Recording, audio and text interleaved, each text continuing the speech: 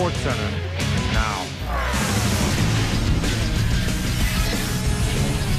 And welcome to SportsCenter. Let's get right to it. Corey and Dan with you. Dan, they were 5 seconds away from being done against Russia on Monday night. Team Canada had a chance to seal the deal at the World Juniors. And the entire country watching this. Canada. They pulled out that miracle against the Russians to get to this point and go for their 5th straight gold in front of a sold-out crowd. Sweden looking to exact a bit of revenge for a crushing overtime defeat 12 months ago.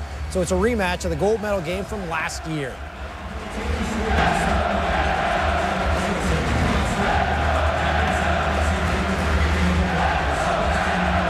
For the Swedes all the way Very first shift, Angelo Esposito, big hit down low, forces a turnover.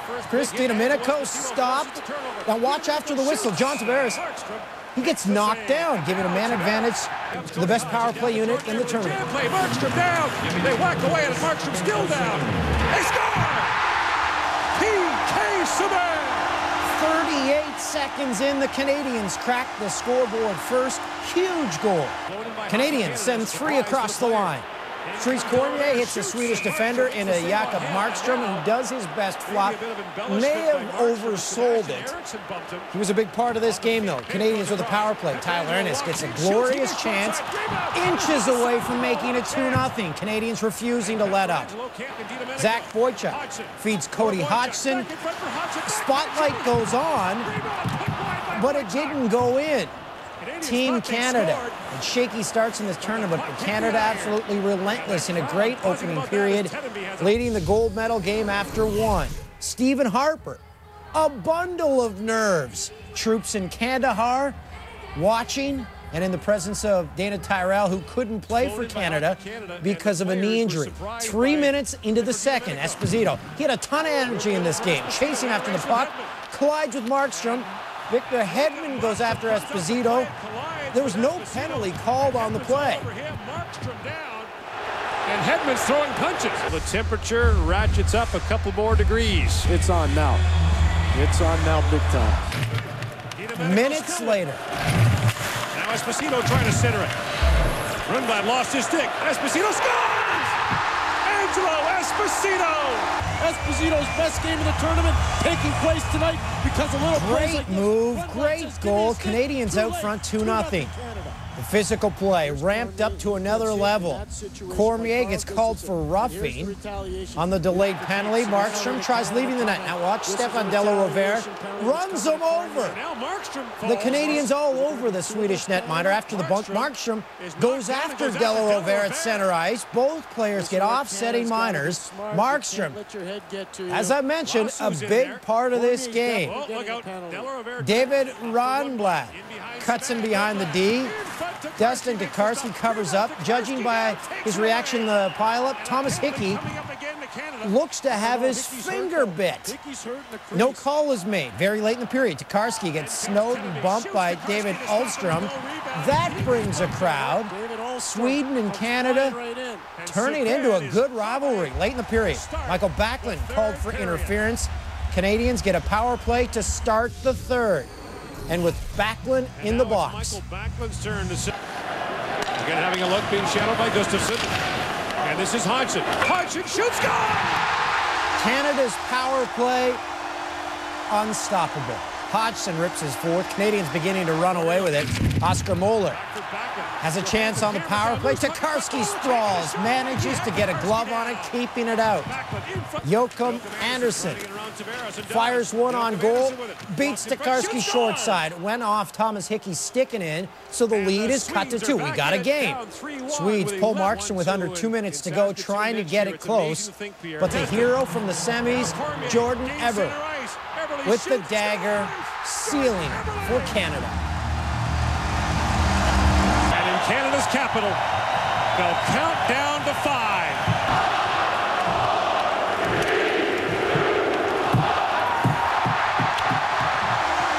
Canada rules in Ottawa, World Junior champions for a 5th straight year. Team Canada gets it done against Sweden on home ice.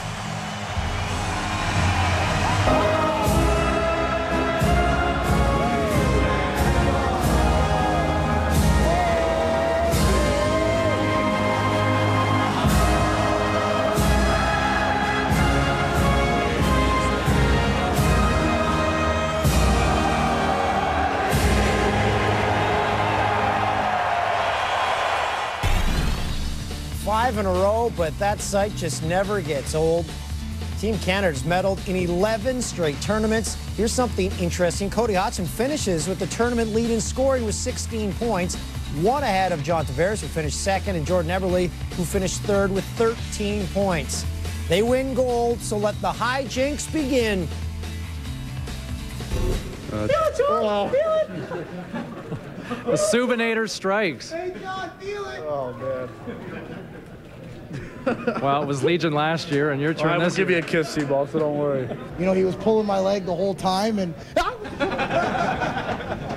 I almost passed out. I was screaming so loud. I was so happy. So it was an unbelievable feeling, and you know, it's one I'll never forget. There's a lot of proud kids in there that worked hard and deserved a good result that they got. They became a good team and overcome some things that there were some questions on, and they became a very good team. We battled through so much adversity. I mean, you look at last year, we lost the game in the round robin, and this year, you know, almost losing to Russia with 5 seconds left, we would have been out of it, and we would have been, you know, sitting here today competing for a bronze. But to see Eberle and all these great players step up with huge plays and save our best game for last was great, and I'm just lucky to be a part of it. So Team Canada ties their own record with their 5th straight gold medal. Their previous 5-time run was from 1993 to 97. Cody Hodgson, John Tavares, and Jordan Eberle finished 1, 2, 3 in tournament scoring. Tavares finishes tied for the tournament lead with 8 goals. With more, here's James Duthie in Ottawa. Thank you. Yes, the red and white sweaters once again have some gold trim as Canada wins a record-tying 15th gold medal at the World Juniors. This time there was no huge comeback like they had against the USA. There was no last-second miracle like they had against Russia. No, this was just a solid 60-minute team effort, proving that they are definitely Golden Boys. Brent Wallace has the details. They are Canada's Golden Boys once again. In a game full of emotion, Team Canada lays claim to its 5th straight gold medal with a dominating performance over Team Sweden. If there wasn't a rivalry between these two nations before, there should most certainly be one now. Tempers flared as both sides ran at one another all night. It was just a fun game to be in. The intensity, guys were wired up, and I mean, the crowd obviously gets you pretty excited. And you know, it was a good, hard match. It almost felt like we were in the WHL again. For Dustin Tokarski, it was vindication. The Canadian goalie had his play questioned of late, but in the biggest game of his life, he was simply outstanding. The Saskatchewan native made several game-saving stops among his 39-save performance. It feels great. I mean, I knew I had to be better tonight. For the guys, they've battled all tournament long to help us keep winning, and I thought I'd try and do my part tonight and put a solid effort out. He played unbelievable. I mean, he had some shaky starts, and I think he knew that he did have the shaky starts, and you know, he fought back in those games. But you know, he always seems like a big game player. Tokarski was also the benefit of some strong defensive work by his teammates, particularly on the penalty kill. Led by towering defenseman Tyler Myers on the back end, with Cody Hodgson and Jordan Eberle up front, Canada killed all 7 shorthanded situations. I was happy with the way I played, you know, especially on the penalty kill, and you know, also playing with Keith Ollie. Him and I, you know, had really good chemistry, and it was, you know, all 22 guys. Their effort was just flawless tonight. We were able to fight back with the PK, and you know, we definitely, it was almost like every time they got a PK, we didn't even lose the momentum, we just kept it. This World Junior became a coronation for John Tavares. He proved that on the world stage, he was world class, named tournament MVP. Tavares had a tournament-leading 8 goals and finished second in points with 15.